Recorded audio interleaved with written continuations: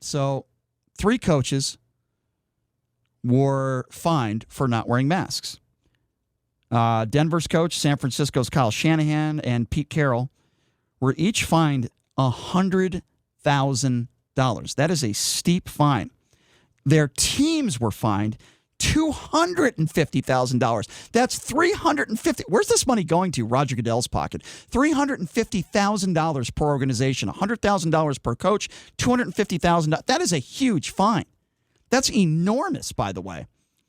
So what we've learned is that more fines could be coming, as several other coaches violated the league's rules requiring coaches to wear coverings over their mouths and noses. Bill Belichick is also another violator. No pun intended to the violator we just had on. Bill Belichick's on there. Monday night's game, John Gruden of the Raiders and Sean Payton of the Saints. So have a listen to what John Gruden said. So John Gruden was asked about this after the game. This was the post-game interview. He was asked by a reporter about his inconsistent mask use. Have a listen to his response. Hey, one last thing, John. You put your mask back on during the game. I noticed that earlier you didn't have the mask on. You had it on later. Were you aware that some coaches have been fined by the NFL? I'm doing my best. I've had the virus. Okay, I'm doing my best. I'm very sensitive about it, but I'm calling plays. I just want to communicate in these situations, and I apologize. And if I get fined, I will have to pay the fine. But, I'm very sensitive about all of that, and I apologize. All right? Thanks, guys. All right. Well, listen, he admitted he's doing the best he can. That's very difficult. I understand what he's saying. Very difficult to be calling plays and talking and communicating with people and having to wear a mask. This is not something – I'm not saying these coaches are doing it on purpose. I know Bill Belichick does things his way, but I appreciate John Gruden's answer, and I think he's telling us the truth. He's trying to do the best that he can. Regardless of whether he has the virus or not, that's not an exception. What about when you're a coach? What if you're a very, very animated coach and you yell a lot? Well, it doesn't matter. The rules are the rules. Yeah, it doesn't matter how animated you are. Yelling with a mask on? That doesn't sound... doesn't matter. I feel like that could be dangerous. Yeah, but just because I like what Andy Reid did. Andy Reid didn't wear a mask. He wore one of those visors over his face. I think that coaches... It got pretty fogged up. Yeah, it's pretty fogged up. Did you see him in week one? I think that's what coaches should do, though. Did you see how fogged up... Because I couldn't coach with a mask. There's no way I could. Did you see how fogged up his mask got in week one? It looked more fogged than my old 04 Hyundai Elantra during a storm. I think that's impossible. But no, I did not see that. You couldn't even see his face. He had a cloud in front of him. Listen, it doesn't matter. Let's say that your good friend Larry Eustace, he was a very animated vocal coach who yelled a lot. How do you think he would coach with a mask on? But here's the thing. It doesn't matter whether you're animated or not. The rules don't just apply to coaches that are not animated. You have to abide by the rules. Hold on. Are these college basketball coaches going to be expected to wear masks as well? Because if they are, I think a lot of them are going to get fined all the time. I'm not speaking. Because coaches are always they're talking to their players. Listen, I don't know what's going to happen in a couple months. They're talking to players on the court, off the court. They're yelling at the refs. They're talking to the refs. They're having tons of conversation. Okay, I think that would be very. Baseball's a little different. They don't have as many conversations. But those sports where the coaches get very animated, that would be very hard for me to wear a mask and to coach in those sports. I don't know what's going to happen. I'm just speaking to the NFL, and the NFL has strict guidelines and rules. And the rules are that the coaches need to wear a mask the entire time. So, it doesn't matter whether you have a personality or you're yelling or screaming. To John Gruden, his point of, I've already had the virus. John, it doesn't matter. It doesn't matter whether you've had the virus or not. There are strict guidelines that are put in place so that we can be watching football. And you have to abide by these guidelines, period. There's no excuse. So while John Gruden, trust me, these guys... whether John Gruden's making $10 million a year or not, $100,000 is $100,000. The organization could be fined $250,000. I don't know if that's going to happen. I would imagine it probably will. That's a lot of money. That's enough to get these coaches to put that mask on. Trust me. If a coach, I don't care how much money they're making, $100,000 is an enormous amount of money. Even to some of these guys, that's a lot of money. So I believe we're going to see less of it next week. I'm glad that the NFL is kind of clamping down. I think the fine maybe is a little bit excessive. I'm not sure that the organization should be fined $250,000, but certainly I'm okay with the coach being fined. $100,000 is a lot, but then again, these coaches are making a lot of money.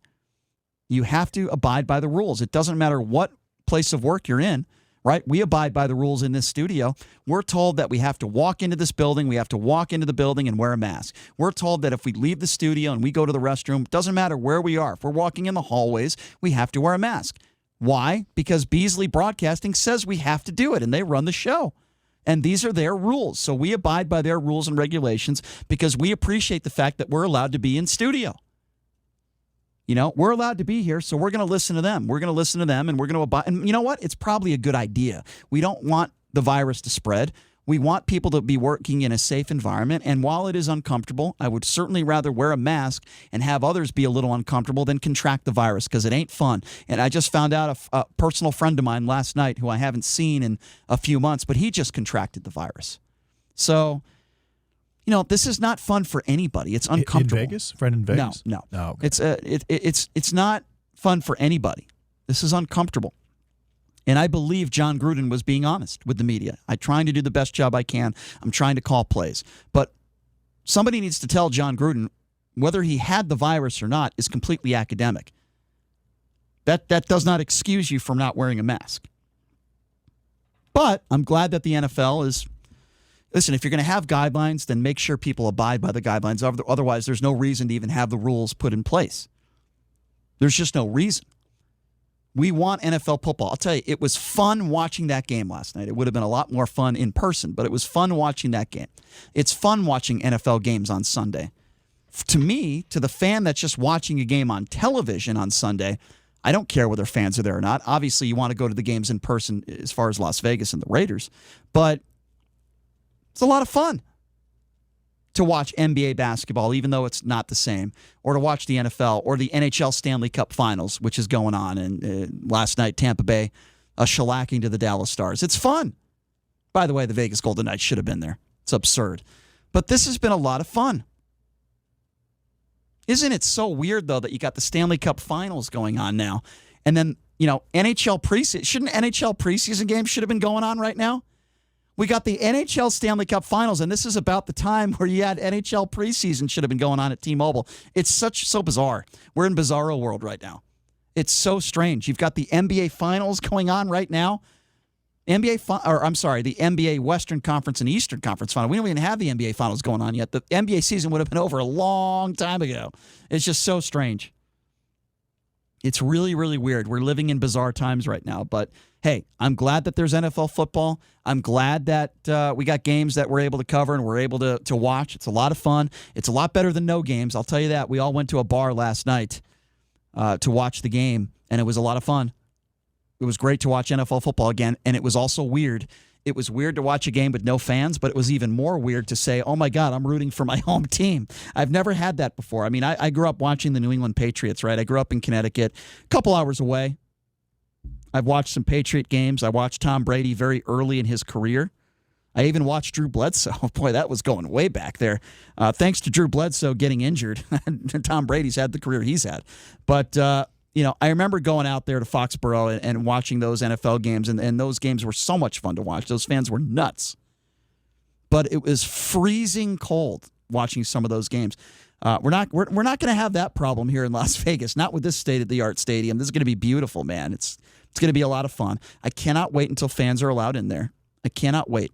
This isn't really a tailgating town. The small tailgates we've had for UNLV football games have been absolutely pathetic.